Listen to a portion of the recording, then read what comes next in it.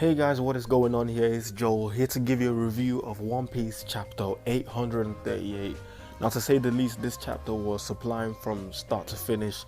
I mean, the fight between Luffy and Cracker, right down to the last page, the last few panels with the Vince Milk sign. You know, this chapter was just, it had it all. So I'll try my best to explain everything. So in the video. So just bear with me, okay? So here we go.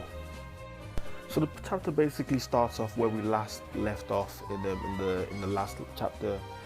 Cracker's pretty much getting up from the ground after being hit by Luffy's Kong gun. Now we saw that pretty much, you know, took everything, most of what Luffy had, and throughout this chapter, you know, we can basically see that he's basically defying him. Luffy's basically defying Cracker throughout, you know, the chapter, and you know, after he's got up, you know, Luffy's basically adamant that, you know, he's going to see Sanji. You know, it's his friend, you know, it's his crewmate. So, you know, obviously this is Luffy we're talking about. You know, he's not going to give up without a fight. And, you know, he's very adamant that he's going to see Sanji and he's going to stop this wedding. Now, following on from this, after being adamant that he's going to see Sanji, Luffy pretty much charges towards Cracker and unleashes a Kong gun so powerful that it pretty much shatters Cracker. You know, like literally his whole body is just like split in half, like it was that powerful. And you know, in doing so, you know, we're like, wow, is that it now? Is that it? And then after that, we pretty much see another figure appear, and you know, he cuts deep into Luffy's arm while he's deep in Gear 4th. Now, I think it's worth noting that while Luffy is in Gear 4th, that he is covered in Busou Shoku Haki. So for Cracker to pierce, for the person, whoever it is, to pretty much pierce through this, you know, this is serious. This is no joke, because Luffy's haki is, you know, very strong, and I think the last person, I mean, Doflamingo couldn't even accomplish this. He even said it, you know, as he tried to pretty much stop Luffy from taking him down. He even said that, you know, this haki is a bit, you know, like even he can get through, and we all know how powerful he was. Now it's then revealed that the figure that pretty much cut through Luffy's arm was the actual Cracker. Like, he basically explains that what Luffy was fighting all this time was his armor, like an outer shell. And he explains that this is due to his powers, the Bisu Bisu no Mi, or the bisque fruit, sorry. And he basically, an explanation of this was that he can produce as many biscuits as he wants and manipulate them. And so basic objects, and he just says that basic objects like biscuits have been evolving in shape and form, like, you know, by craftsmen like himself over the past, you know, few years or whatever. And he basically says that he, to the point where he shows us that he's been, you know, even fooling the world government, like his bounty poster, it's not even him, it's his armor. So they don't even know what the world government doesn't even know what he looks like. So this just goes to show you that Luffy is up against it now, because this guy is very formidable, and you know, he's not to be messed with, because even for a Yonko commander, this guy, he's seeming as if, you know, at the point where we're thinking, how is Luffy going to beat this guy? He then reveals that Luffy is one of the very few people to actually reveal his true identity.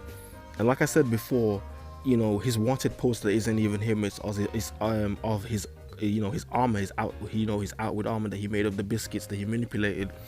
And you know, this guy knows what he's doing.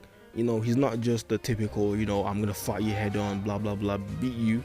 You know, this is what I love about this guy. You know, so far, you know, he's very formidable. He's shown that he can use his head, and you know, he's proven to be a very formidable opponent for Luffy.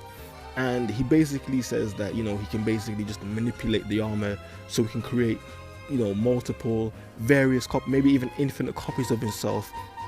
Now we have to bear in mind that one copy, the original armor that Luffy just broke in half, that took everything, almost everything that he had to beat that. So right now he's facing, you know, multiple copies of this, and you know, he's up against it right now. Now, one thing Cracker also mentioned was that he doesn't like pain. You know, he doesn't like even the prick of a shot or something like that. You know, this guy, he doesn't want to fight. Well, technically he just said that, you know, I don't know whether he's speaking metaphorically or maybe he's gonna go ballistic if so, you know, somebody actually does, manage to do some damage to him. But he basically said that, he doesn't like the sight of it, he doesn't like the feeling of pain. So maybe that might have, something to do with why he's always wearing armor or something like that. But it would be kind of strange, for a guy as powerful as him, sort of, being one of the Yonkos, Big Mom's three commanders, well, three or whichever way you look at it, it's kind of weird for a guy like him, to not, to actually grimace at something like pain. It doesn't seem, for a pirate anyway. Now, following on from this, Cracker pretty much tells Luffy, he's pretty much taunting him at this point. He's telling him, basically, sometimes no matter how hard you try to defeat, certain people, then you might end up falling short.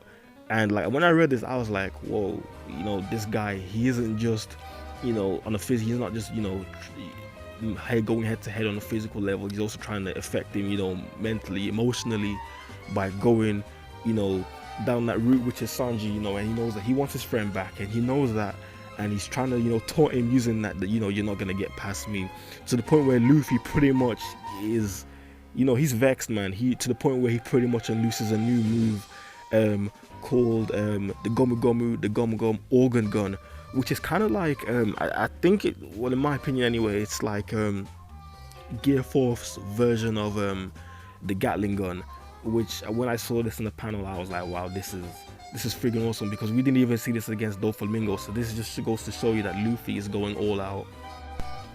Now, following on from this, we then get a glimpse of Nami, and she's pretty much using the Vivi card that Lola gave her. I think it's Big Mom's Vivi card that Lola gave her to her advantage. And she's pretty much, I think she's taunting the the homies of the forest, and she's using that to her advantage. And then during this, we then get a glimpse of Carrot and Chopper inside Brulee's mirror world. Now, I think they were chained or something like that, but they couldn't really, it would have been a hassle for them to, get out. So I was wondering how come they haven't got out already. Maybe there was something holding them back, and they're pretty much chained. So Chopper pretty much formulates a plan and says, escaping won't be that easy or something like that. And he basically says, coming up with a plan, to escape won't be straightforward. So he's pretty much, okay, let's use her powers against her, and we'll see how that goes. So hopefully, I'm hoping that they manage to escape and do some damage with Nami, because she's pretty much biding her time there. Now the next panel focuses on Brook and Pedro, and they're still in the Sweet City, which I think is the capital of like Whole Cake Island. Now basically what they've managed to do is get inside one of the guards, and I think they're going to infiltrate the castle or the chateau, basically using some sort of like Trojan horse technique, which I think is pretty cool, because we haven't seen them in a few chapters. I think it was 3 or 4 chapters the last time we saw them, I can't remember, but it's really good to see them again. These guys are pretty funny, so hopefully it'll be great to see what they're planning to do as well. Now I think it's worth noting that the wedding between Sanji and Pudding, the wedding is imminent. It's been said the last few chapters, I don't think, not many people have noticed it, but it's very imminent.